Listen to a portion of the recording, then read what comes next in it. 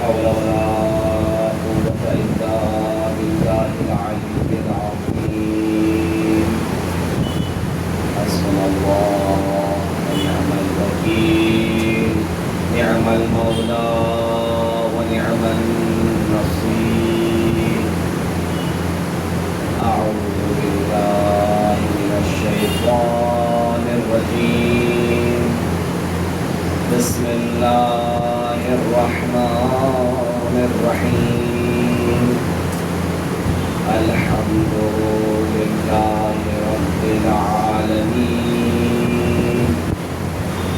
بارئ الخلائق أجمعين، بارئ الأنبياء والمرسلين،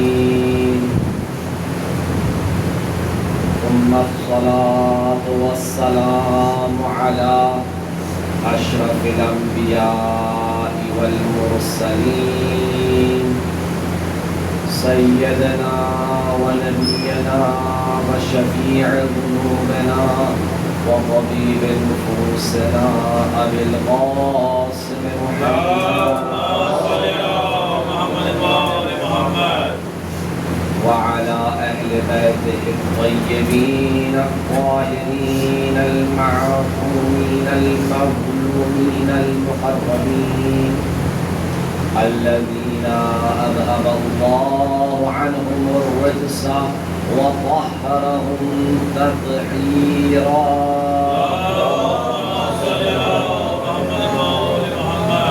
ولا سيما بقية الله في الأرضين، ولعنة الله على أعدائهم أجمعين من الآن إلى قيام يوم الدين.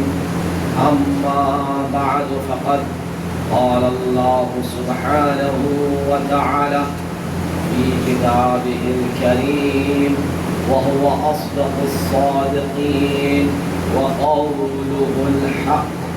بسم الله الرحمن الرحيم. إنما المؤمنون الذين إذا ذكر الله وجلت قلوبهم وإذا تليت عليهم آياته زادتهم إيمانا وعلى ربهم يتوكلون. صلوات الحمد لله.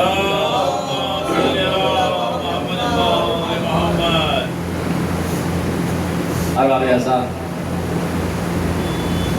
محرم ایک سمندر کی مانند ہے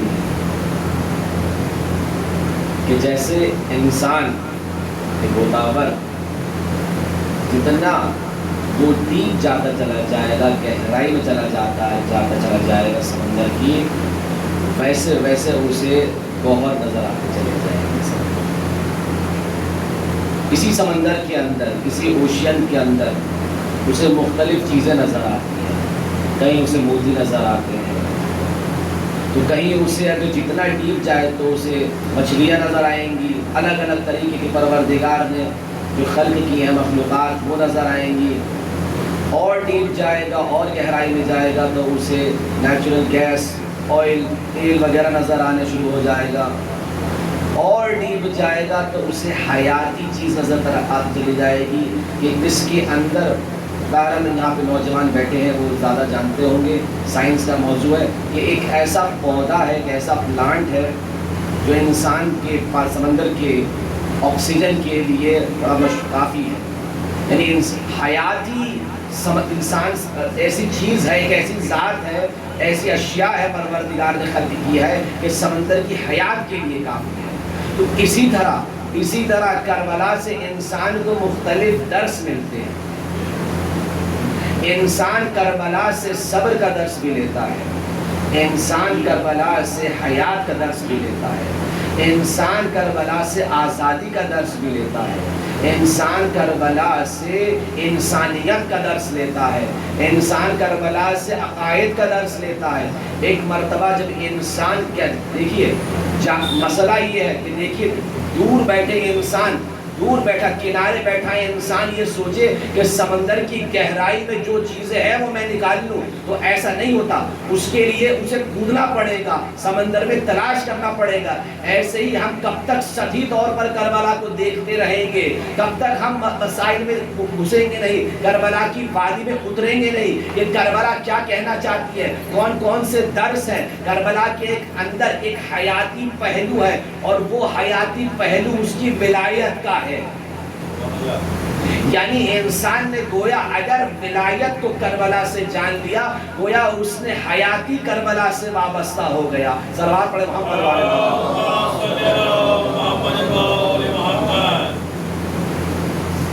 لیکن ضروری ہے کہ انسان اس میں اترے، اس کو جانے۔ کربلا فرش عزا انسان بار بار یاد کرتا ہے، اسی لیے یاد کرتا ہے کہ بار بار انسان اپنی تربیت کر سکے، اس گہرائی میں اتر سکے جس گہرائی میں اسے اترنا چاہیے، اسے وہاں سے درس نکالنے چاہیے۔ انسان کا کوئی پہلو ایسا نہیں کہ جو کربلا میں موجود نہیں۔ ہر نسبت امام حسین لے کر آئے، ہر نسبت لے کر آئے، ہر وہ پہلو کربلا کے اندر مصیبت کا بلاؤں کا انسان کو ملے گا کہ جو انسان اپنے لیے تصور کرتا ہے۔ تبھی تو جب انسان کسی مصیبت میں آتا ہے، کوئی اپنا کھوتا ہے، تو کیا کرتا ہے؟ سب سے پہلے فرش عزا بچھاتا ہے تاکہ اسے اپنی مصیبت کم لگے، اسے نظر آئے کہ حسین ابن علی نے کیا کیا نہیں کیا کربلا میں، کیسی قربانیاں پیش کی ہیں۔ تو آج اگر میرے ساتھ یہ واقعہ ہوا، آج یہ مجھے مصیبت دیکھنے کو ملی، تو یہ کوئی بڑی چیز نہیں ہے۔ صلوات پڑھیں محمد والے۔ تو ہمارا موضوع جو ہے کسی چیز پر تھا کہ جو میں نے آیت کریمہ کی تلاوت کا شرف حاصل کیا، سورہ انفال کی دوسری آیت، صاحبان ایمان کی معرفی، ان کا معیار بیان کیا جا رہا ہے کہ صاحبان ایمان ہوتے کون ہیں، کیا صفات ہیں۔ تو پہلی صفت یہ کہ جب ذکر الہی ہوتا ہے تو ان کے دل تڑپ جاتے ہیں، وہ دل جب وہ متوجہ یاد الہی ہوتے ہیں تو ان کے دل بیدار ہوتے ہیں۔ دوسرا صاحبان ایمان کی صفت کیا ہے کہ جب ان پر آیات الہی کی تلاوت کی جاتی ہے تو ان کے ایمان بڑھنے لگتے ہیں۔ اور تیسری صفت صاحبان ایمان کی یہ ہے کہ صرف اور صرف اپنے پروردگار پر توکل کرتے ہیں۔ یہ تین صفات صاحبان ایمان کی پروردگار میں بتائیں، معرفی کری، نہ کہ صرف معرفی کری بلکہ ایک معیار بھی بتا دیا، ایک ملاک بھی دے دیا۔ اگر تم صاحبان ایمان ہونے کا دعویٰ کرتے ہو اور یہ صفات نہیں ہے تو تم یہ جو دعویٰ تمہارا ایمان کا ہے وہ حقیقی نہیں ہے۔ صلوات پڑھیں محمد۔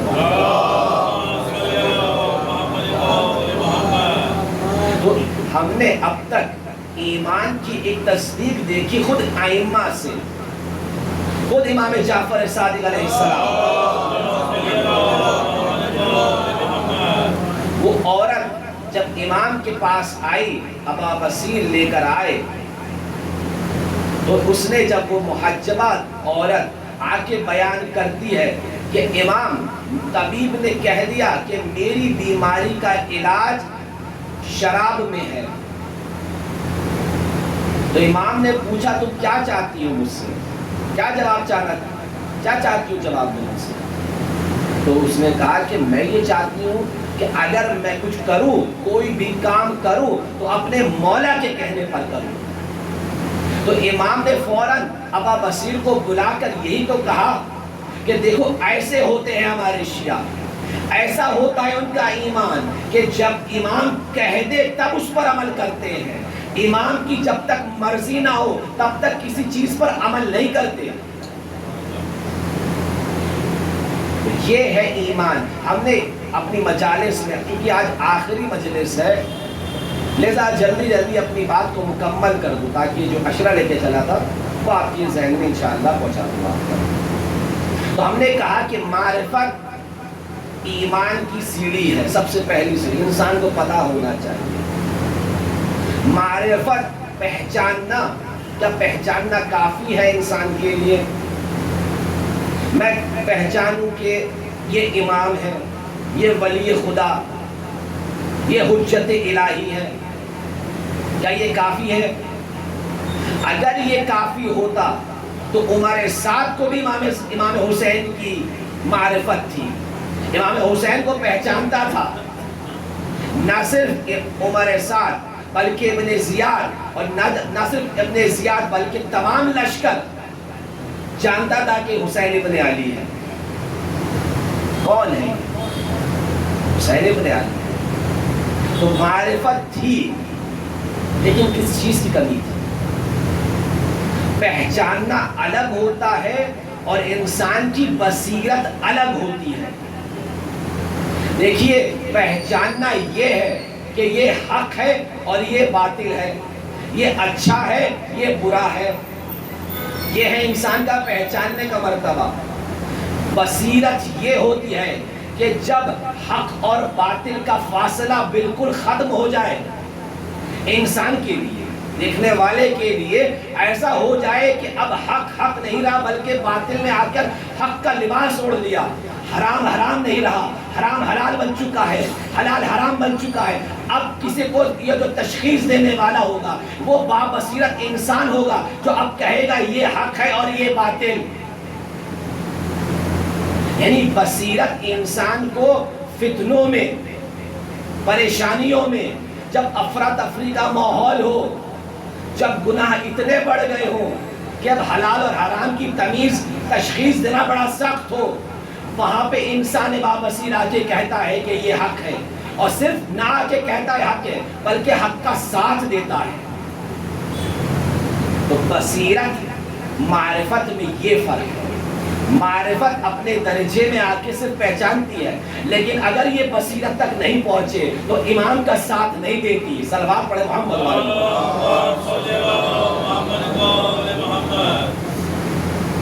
دیکھیے، مولا کائنات علی ابن ابی طالب صلوات پڑھے محمد۔ نہج البلاغہ میں امام کا ایک خطبہ ہے جس کے یہ جملے ہیں کہ امام یہ کہتے ہیں کہ یہ علم، یہ پرچم، کس چیز کا پرچم؟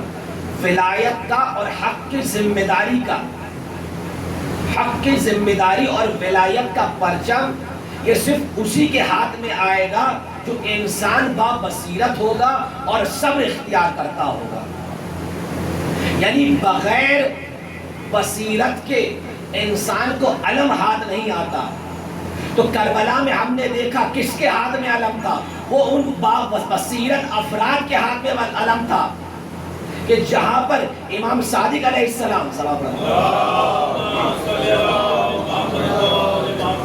مولا عباس کے لیے کہتے نظر آتے ہیں، کانا امن العباس نافذ البصیرہ وسلب الایمان، یعنی میرے چچا عباس بصیرت کی عمیق درجے پر عمق بصیرت حاصل تھی، اپنے ایمان میں مضبوط تھے۔ اگر بصیرت نہ ہوتی تو مولا عباس کے لیے جملے نہ ہوتے۔ مولا عباس کی بصیرت کا اندازہ یہیں سے لگ جاتا ہے کہ جب شب عاشور شمر آ کے ایک امان نامہ پیش کرتا ہے کہ آپ کی جان بچ سکتی ہے، آپ کو یہاں سے جانے کا موقع مل جائے گا، تو مولا عباس نے کیا کہا؟ مولا عباس نے اس کے سامنے ہی وہ امان نامہ پھاڑا اور کہا کہ لعنت ہو ایسے امان نامے پر کہ جہاں پہ فرزند رسول کو گھیرا جائے اور مجھے نجات مل جائے۔ یہ ہے ان کی بصیرت، مولا عباس۔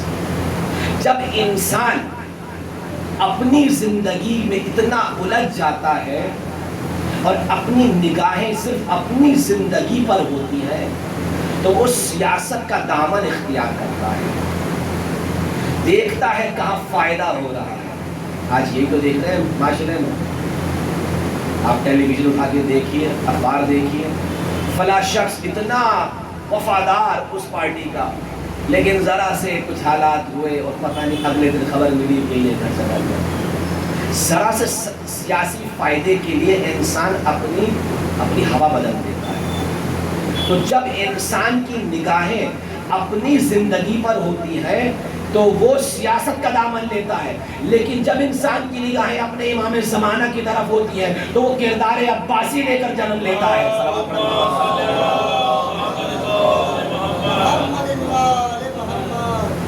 یہ جناب عباس کا کردار تھا۔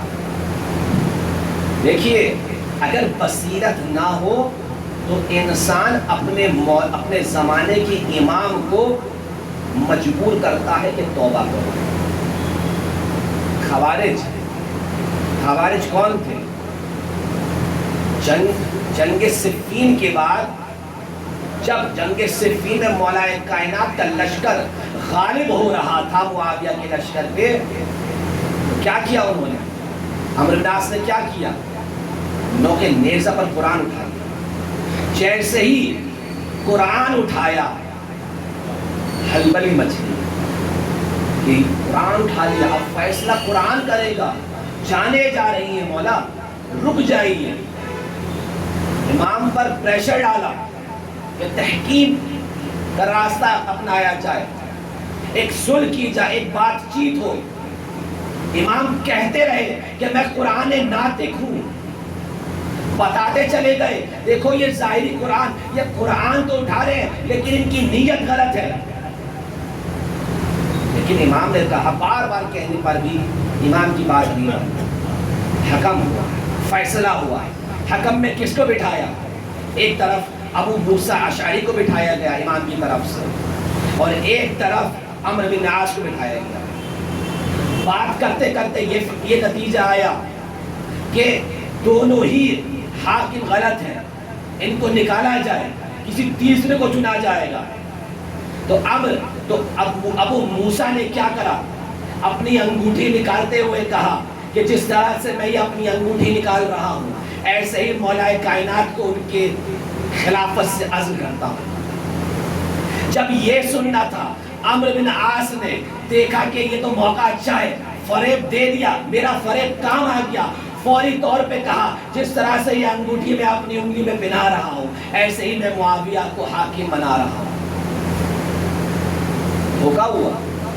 امام کہتے رہے، یہ دیکھیے بصیرت کا مظاہرہ۔ امام کہتے رہے کہ میں قرآن ناطق ہوں، یہ فریب دے رہے ہیں لیکن مانا نہیں۔ اب ایک گروہ تیار ہوا، صفین سے جدا ہوا، کہا کہ مولا کائنات سے کہو کہ وہ انہوں نے غلط کیا، انہوں کو یہ کام نہیں کرنا چاہیے تھا، توبہ کریں۔ امام سے توبہ کروائے۔ ایسے ویسے شخص نہیں تھے یہ، ایسے ویسے افراد نہیں تھے یہ کہ جو دین سے دور ہو، بے دین ہو، امام کو اس طرح سے مجبور کرنے کے لیے ان کا ایمان اور دین بالکل گیا ہوا ہو۔ نہیں، جب ابن عباس کو مولا کائنات نے بھیجا ہے جنگ نہروان سے پہلے، تو ابن عباس آ کے کہتے ہیں مولا کائنات سے، آپ کس سے لڑنے جا رہے ہیں؟ ارے یہ تو نمازی ایسے ہیں کہ ان کے پیشانی پر سجدوں کے نشان ہیں، ان کے گھٹنے مصلی پر بیٹھ بیٹھ کے سوج گئے، یہ قرآن پڑھا کرتے ہیں، دن رات عبادت کرتے ہیں۔ تو امام نے یہی کہا کہ دیکھو ان کی ظاہری عبادت کو مت دیکھو، یہ جو کہہ رہے ہیں کہ حکم صرف اللہ کا ہے، یہ صرف ظاہر کہہ رہے ہیں۔ ہاں میں بھی مانتا ہوں کہ حکم صرف اللہ کا ہے، لیکن ان کی نیت خراب ہے، ان کی نیت غلط ہے، کیونکہ یہ ولایت سے دور ہے، یہ بصیرت سے دور ہے، ان کے اندر بصیرت نہیں ہے۔ تو اب جب انسان تاریخ کے اوراق پلٹتے ہوئے ان واقعات کو دیکھتا ہے تو اسے سمجھ میں آتا ہے کہ بصیرت اگر نہ ہو تو انسان نہروان کے لیے آمادہ ہو جاتا ہے اپنے امام زمانہ کے مقابل میں آ کر، اور اگر بصیرت ہو تو حبیب کی طرح آ کر اپنی جان نثار کرتا ہے۔ صلوات پڑھتا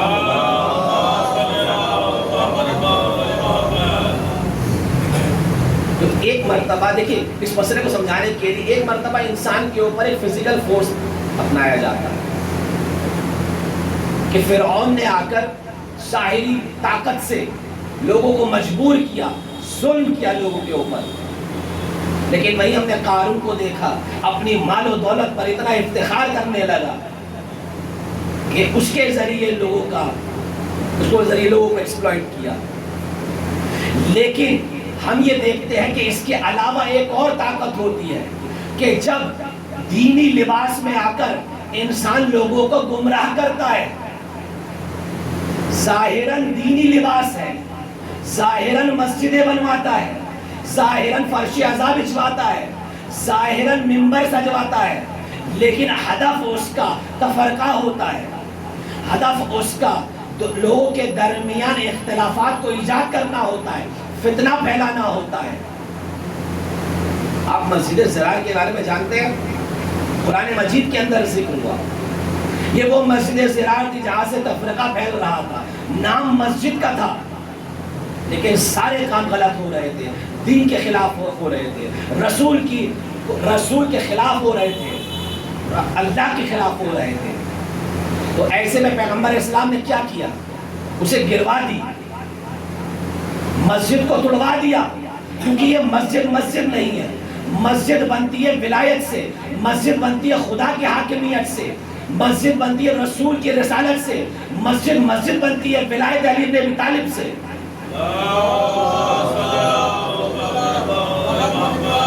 اگر یقین نہیں آتا تو امام سجاد کا یہ جملہ کہ یزید کے دربار میں کھڑے ہو کر یہ کہتے ہیں کیا میں لکڑی کے ڈھانچے کے اوپر چڑھ سکتا ہوں, بتا رہا ہے کہ ممبر تبھی بنتا ہے جب یہاں سے معارف اہل بیت بیان کیے جائیں, جب یہاں سے جھوٹ کو جھوٹ اور صحیح کو صحیح بیان کیا جائے. یہ نہ ہو کہ ممبر سے ڈیمانڈ پبلک کی یہ ہو, اس پر عمل کیا جائے, کیونکہ یہی تو ہو رہا ہے. دیکھیے آپ اگر ڈاکٹر کے پاس جائیں اور اس سے یہ کہیں کہ مجھے فلاں دوا دے دو, اس کو کہے گا پہلے آ کے یہ تو بتاؤ کہ بیماری کیا ہے. کہے گا بیماری چھوڑو, مجھے بس دوا دے دو یہ والی. کہا کہ ہوا کیا؟ کہے گا کہ بھائی مجھے یہ پریشانی ہے. کہا اس کی دوا یہ نہیں ہے, اس کی دوا یہ ہے, نہیں تو مجھے یہی دو. تو انسان اپنے جب معاملات دیکھتا ہے, اپنے زندگی کے معاملات دیکھتا ہے, تو وہ ایسے احمقانہ فیصلے نہیں کرتا کہ ڈاکٹر کو جا کے مشورے دیتا ہے. لیکن جب دین کی بات آتی ہے تو مولوی کو آ کے مشورے دیے جاتے ہیں کہ ایسا پڑھو, یہ نہ پڑھو. تو ایسے دینی معاملات نہیں چلتے. دینی معاملات اگر سننے ہیں تو وہ مسائل بھی سننے ہوں گے جن میں آپ کو نیند بھی آ سکتی ہے, کہ انسان کو لگے بڑے مسائل بڑے سخت ہو رہے ہیں. یہ کب سنیں گے ہم؟ عرض کیا کہ کربلا میں گوتے لگانے کی ضرورت ہے. جیسے قرآن کے اندر بطون ہے, عرض کیا تھا کہ روایت کے اندر 700 بطون کا ذکر ہے. ابھی ہم پہلے بطن تک نہیں پہنچے. کربلا کے ظاہری کربلا کو دیکھتے دیکھتے ہم پوری زندگی نکال دیں گے نہیں, اندر عمق میں جائیں. کیونکہ یہ فرش عزا جس طرح سے قرآن کے لیے کہا گیا, کیونکہ قرآن اور اہل بیت ایک دوسرے سے جدا ہی نہیں, ان کے اندر جدائی نہیں ہے. حدیث ثقلین گواہ ہے کہ یہ حوض کوثر پہ یہ دونوں مجھ سے آ کے ملیں گے. لیکن اب یہ بتائیے اس کے بعد کیا ہوگا, حوض کوثر کے بعد کیا مرحلہ ہے؟ تو علماء فرماتے ہیں کہ یہ ظاہری دنیا کے لیے بیان کیا گیا ہے کہ اہل بیت الگ نظر آ رہے ہیں, قرآن الگ نظر آ رہا ہے, لیکن وہ مقام وحدت ہے, وہاں پہ قرآن بھی وہی ہے, اہل بیت بھی وہی ہے, وہ مقام وحدت ہے. یہ دنیا کی ظاہری نگاہ سے ہم جب دیکھتے ہیں تو الگ الگ نظر آتے ہیں. تو کربلا جس طرح سے قرآن مجید کے لیے ذکر کیا گیا ہے, لا یمسہ الا المطہرون, یعنی ایک طاہر انسان, پاک انسان قرآن کی ان تک پہنچ سکتا ہے. صرف ظاہری طہارت کی بات نہیں کی جا رہی ہے, بلکہ یہ کہا جا رہا ہے کہ قرآن کی تعلیم اس کے قلب میں آئے گی جو پاک ہوگا, جس کا قلب, جس کا سینہ کینے سے دور ہوگا, جس کا سینہ غیبتوں سے دور ہوگا, جس کا سینہ تکبر سے دور ہوگا. تو جیسے جیسے انسان اپنے قلب کو پاک کرتا چلا جائے گا ویسے ویسے قرآن سے نزدیک ہوتا چلا جائے گا. ایسے ہی فرش رضا پر آؤ تو فخلا نعلین، جیسے جناب موسیٰ کو کہا گیا اپنے نالین اتار دو. نالین سے مراد کیا تھی؟ اپنی تمام نسبتیں اتار دو، جو محبت ہے بیوی کی، بچوں سے، ساری نسبتیں انسان دور کر کے آئے. تبھی کربلا کو سمجھا جائے گا، کیونکہ کربلا میں آ کے امام حسین نے تمام نسبتوں کو لا کر ایک جگہ پر سب سے جدائی اختیار کر لی. بتا دیا کہ دیکھو فرش عزا پہ آنے والا بھی میرا عزادار ایسے ہی ہوگا کہ جب وہ آئے گا تو وہ اپنی تمام نسبتوں کو چھوڑ کر آئے گا کہ جیسے امام کا فیصلہ ہو، امام یہ کہے چل دو تو وہ یہ نہ سوچے کہ میرے بیوی بچے گھر میں ہیں، جب کہیں امام تب نکل دے انسان. ایسا انسان اپنے آپ کو تربیت کرے، آمادہ کرے. صلوات پڑھے محمد والے.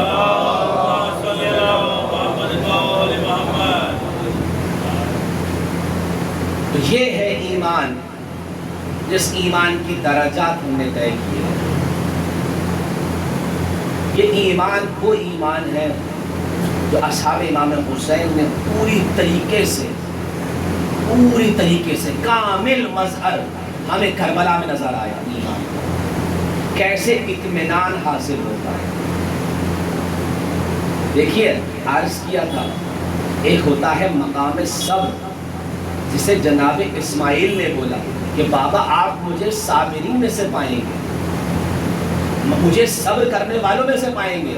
صبر کا مقام یہ ہے کہ سامنے انسان ہوتا ہے، دینے والا کوئی مصیبت دے رہا ہو، کوئی پریشانی دے رہا ہو، تکلیفیں دے رہا ہو، انسان اس کو صبر کرتا ہے، تحمل کرتا ہے.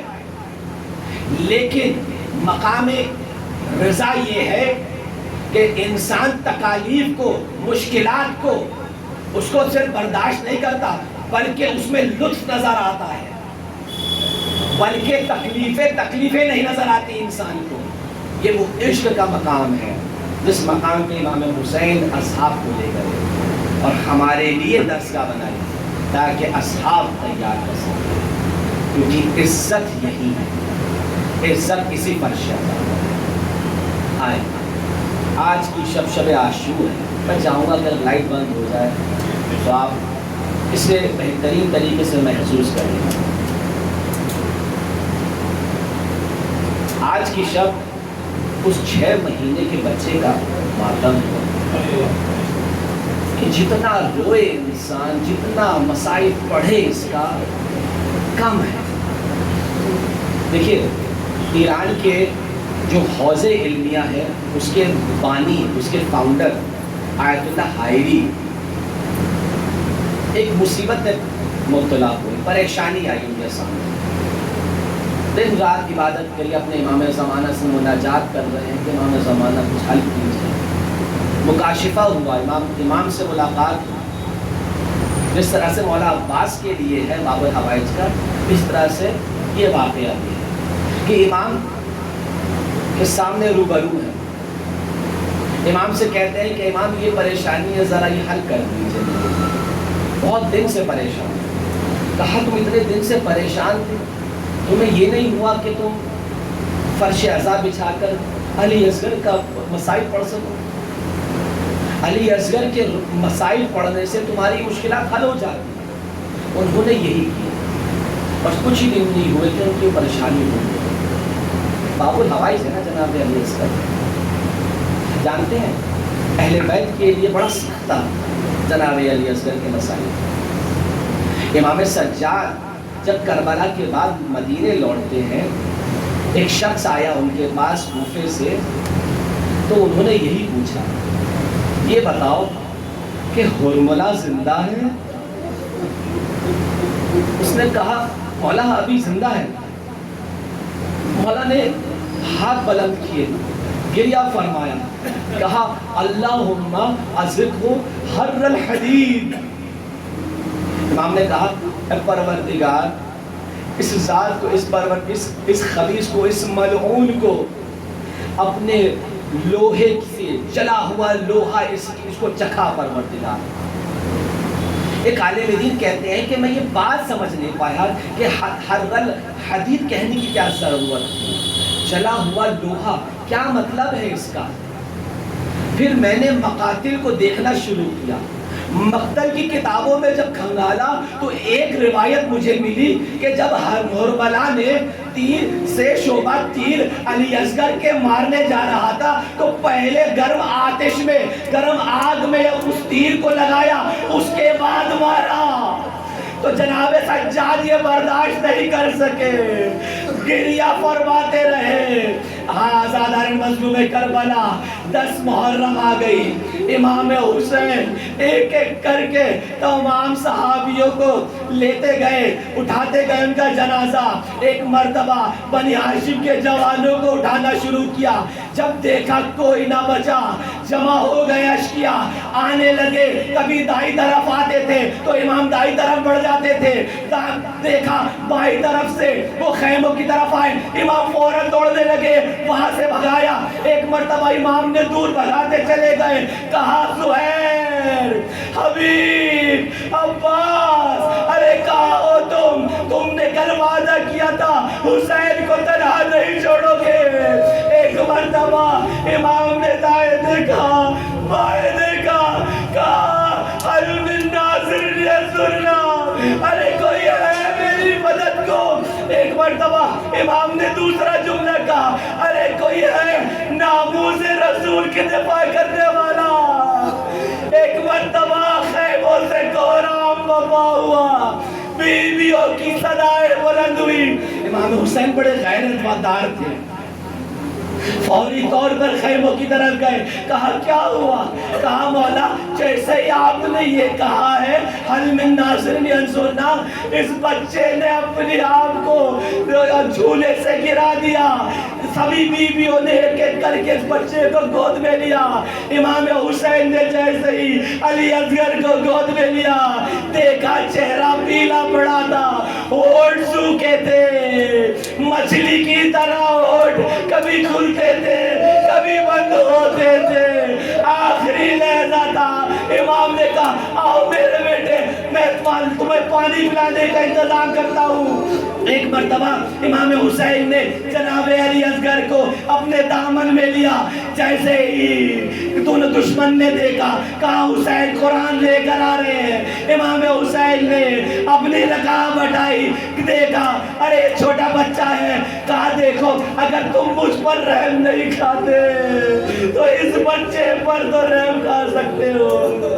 ارے یہ بچہ کئی دن کا پیاسا ہے، یہ چھوٹے بچے نے تمہارا کیا بگاڑا؟ ایک مرتبہ جواب کچھ نہ آیا۔ امام حسین نے کہا اے علی اصغر، تم بھی تو حجت الہی کے فرزند ہو، اپنی حجت تمام کرو۔ یہاں بچے نے اپنے ہونٹ ہلانے شروع کیے، وہاں سے شعبہ تیر آیا۔ دیکھیے تیر ہوتا ہے سوراخ کرتا ہے، لیکن یہ شعبہ تیر ایسا تھا بچے کا گردن ذبح کر دیا، بچہ اپنے باپ کے ہاتھ میں پلٹ گیا۔ امام نے حسرت بھری نگاہ سے دیکھا، آسمان سے ندا آئی، اے حسین اپنی نگاہوں کو پلٹا دو، اب ہم اس کو سیراب کریں گے۔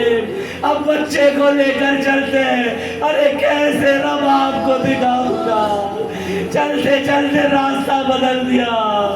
ایک مرتبہ خیموں کے پیچھے آتے ہیں، بچے کو زمین پر لٹایا، قبر کھودنی شروع کی۔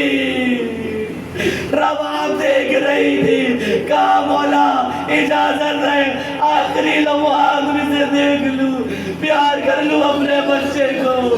امام حسین نے علی اصغر کو دفن کیا۔ میں کہوں گا مولا یہ آپ کو قتل کرنے کے بعد، آپ کو شہید کرنے کے بعد ایک ایک کا جنازہ لے جائیں گے، جناب علی اصغر کی قبر کھود کر ان کے لاشے کو تیروں پر معلق کریں گے۔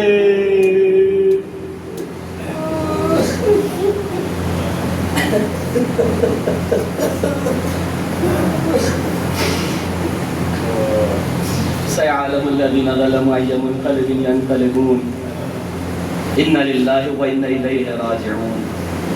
پالنے والے تو جواد صاحب محمد و آل محمد کا ہماری اس خلیل سے عبادت کو قبول فرما، پڑھنے والے یہ ٹوٹے پھوٹے الفاظ تیری بارگاہ میں اگر قبولیت کا درجہ رکھتے ہیں تو پروردگار ان فرش زبر بیٹھے مومنین کی آنکھوں سے جو آنسو بہے پروردگار ان کے واسطے سے اس کو قبول فرما.